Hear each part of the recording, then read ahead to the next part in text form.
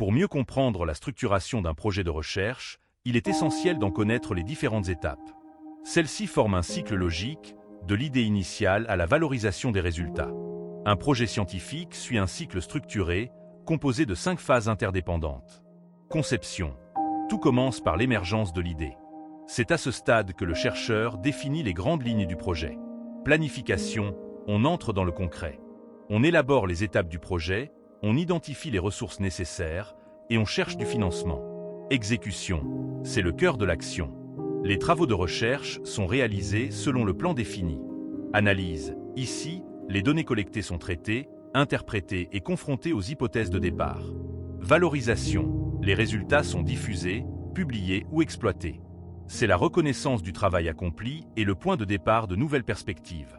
Ce cycle peut se répéter, enrichi par chaque expérience précédente. C'est ce qui permet à la recherche d'évoluer en continu.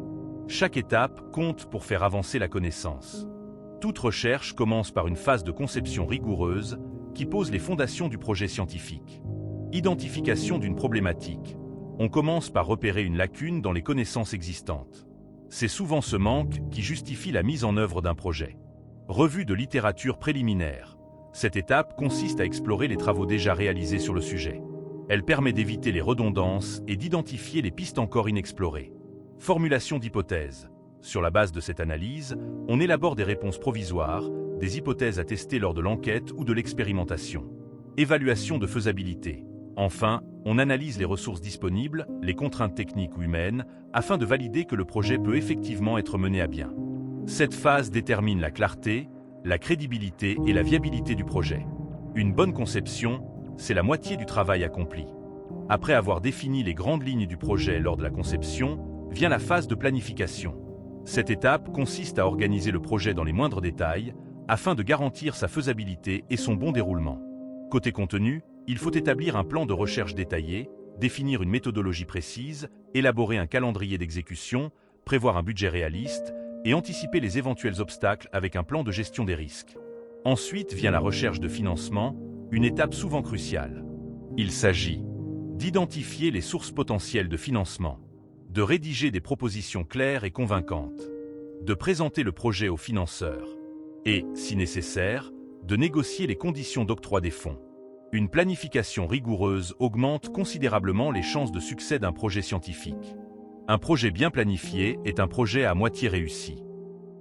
La phase d'exécution est celle où le projet prend vie sur le terrain ou en laboratoire.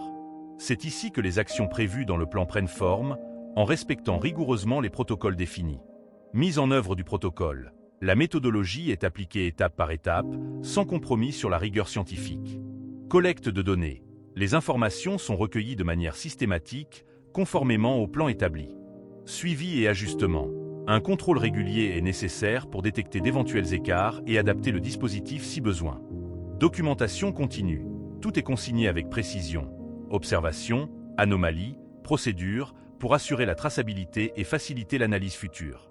Cette phase demande méthode, rigueur et flexibilité pour garantir la fiabilité des résultats obtenus. C'est dans l'exécution que la recherche se concrétise. L'analyse constitue l'étape charnière où la recherche prend tout son sens. On y examine minutieusement les données collectées pour répondre aux hypothèses formulées. D'abord, le traitement des données. Les données sont nettoyées et préparées pour éliminer les erreurs ou doublons. Viennent ensuite les analyses statistiques, la modélisation et la visualisation graphique pour faciliter l'interprétation. Ensuite, l'interprétation. Les résultats sont comparés aux hypothèses de départ. Ils sont contextualisés dans leur cadre scientifique ou sociétal. On identifie les limites de l'étude et souvent, cette étape fait émerger de nouvelles questions pour aller plus loin. L'analyse ne se limite pas aux chiffres. Elle éclaire les décisions, alimente la discussion et prépare la valorisation des résultats. Une recherche scientifique ne prend toute sa valeur que si ses résultats sont partagés, diffusés et appliqués. C'est l'objectif de la phase de valorisation. D'abord, par la publication scientifique. Les résultats sont publiés dans des revues à comité de lecture, permettant leur reconnaissance académique. Ensuite, la communication lors de conférences, séminaires ou colloques permet de diffuser les avancées auprès de la communauté scientifique. La valorisation passe aussi par le transfert technologique, dépôt de brevets, licences, voire création de start-up ou d'outils innovants. Enfin, La vulgarisation rend la recherche accessible au grand public et aux décideurs. Une démarche essentielle pour renforcer l'impact sociétal. Valoriser, c'est donner une portée concrète et durable à la recherche. Partager la connaissance, c'est multiplier son impact.